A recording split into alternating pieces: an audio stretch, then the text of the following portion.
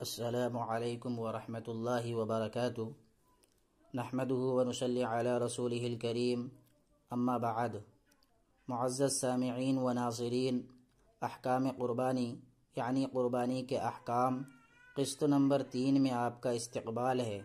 میں آپ کی خدمت میں ایک اہم عنوان لے کر حاضر ہوا ہوں۔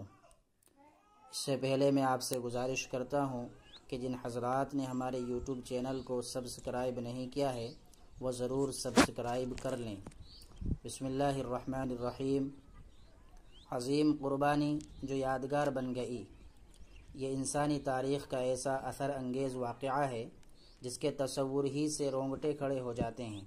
ذرا تصور کیجئے کہ 86 سالہ بوڑھا شخص جو آرزوؤں کے باوجود ابھی تک اولاد کی نعمت سے سرفراز نہ تھا اور بارگاہ خداوندی میں سراپا سوال بن کر یہ دعا کیا کرتا تھا، رب ہب لی من الصالحین الصافات، اے میرے رب مجھے نیک اولاد سے نوازیے۔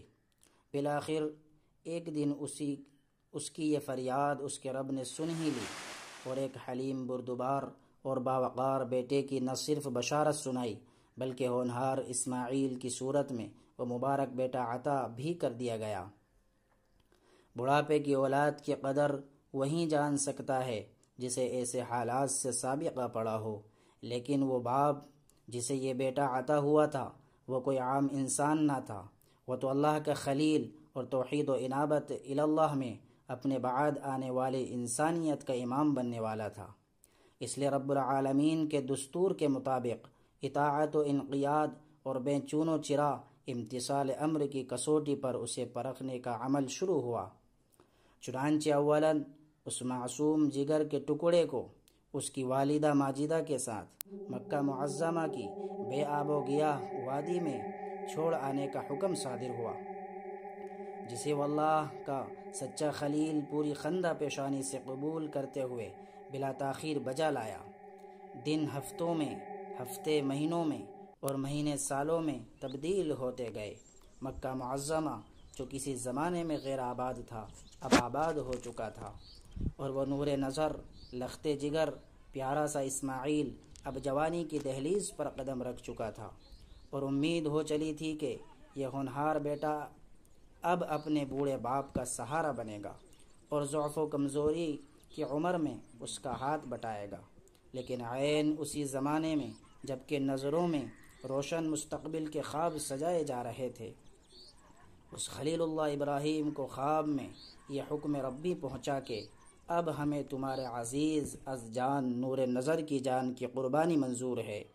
ذرا سوچئے کیسا دل دوز حکم ہے، اس حکم سے دل پاش پاش ہو جائے تو بجا ہے۔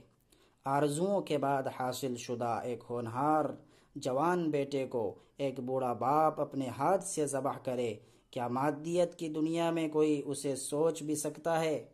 لیکن انسانیت کی تاریخ کا یہ روشن ورق آج بھی سچی تاریخ کے صفحات پر نقش ہے اور تا قیامت نقش رہے گا کہ جس حکم کی تعمیل کو دنیا والے سوچ بھی نہیں سکتے تھے، اللہ کے خلیل ابراہیم علیہ السلام نے اس حکم ربی کو بصر و چشم قبول کر کے برملا اس کی تعمیل کا شرف حاصل کیا اور اپنے لیے ابدی شرافت و عظمت مقدر کرائی، اور اس پر ترہ یہ کہ اس تعمیل حکم میں وہ سعادت آثار بیٹا اسماعیل اپنے عظیم والد ابراہیم خلیل اللہ کے شانہ بشانہ نظر آیا اور بجا طور پر ذبیح اللہ کے مبارک لقب کا حقدار بنا۔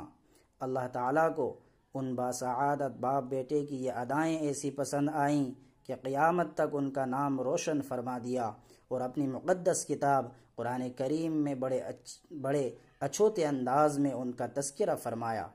آپ بھی پڑھیے اور سمجھیے کہ اللہ تعالیٰ اپنے بندوں سے کس طرح کی اطاعت چاہتے ہیں، اور اطاعت شعار بندوں کا اللہ رب العالمین کی بارگاہ میں کتنا بلند مقام ہے۔ ارشاد خداوندی ہے، وقال انی ذاہب الی ربی سیہدین، الآیہ انہ من عبادنا المؤمنین، سورہ صافات۔ اور فرمایا کہ میں اپنے رب کی طرف جاتا ہوں، وہیں مجھے راہ دکھائے گا، اور عرض کیا میرے رب مجھے نیک فرزند عطا فرمائیے۔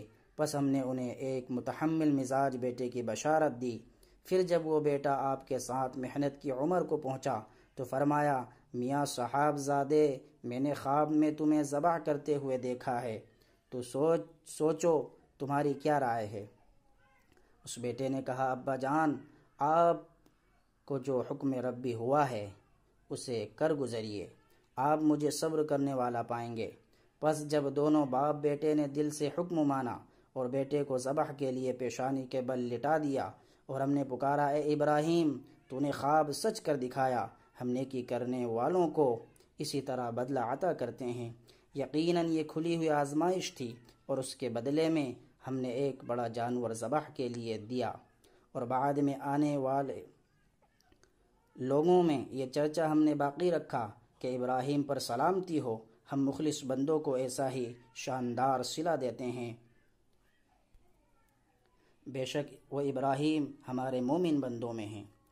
ان آیتوں کو پھر پڑھیں، بار بار پڑھیں۔ رحمان الرحیم اور رؤوف الشکور رب کے ذریعے اپنے مخلص بندوں کی کیسی قدردانی ہوتی ہے، اس کا اظہار ان آیات کے ایک ایک لفظ سے ہو رہا ہے۔ اس رب شکور کی رحمت تو آج بھی عام ہے، بس بندوں کی طرف سے انابت و اطاعت کی ضرورت ہے۔ کاش اس کا کچھ حصہ ہمیں بھی نصیب ہو جائے۔ آمین۔ اللہ تعالی ہم سب کو عمل کی توفیق عطا فرمائے۔ آمین یا رب العالمین۔ السلام علیکم ورحمۃ اللہ وبرکاتہ۔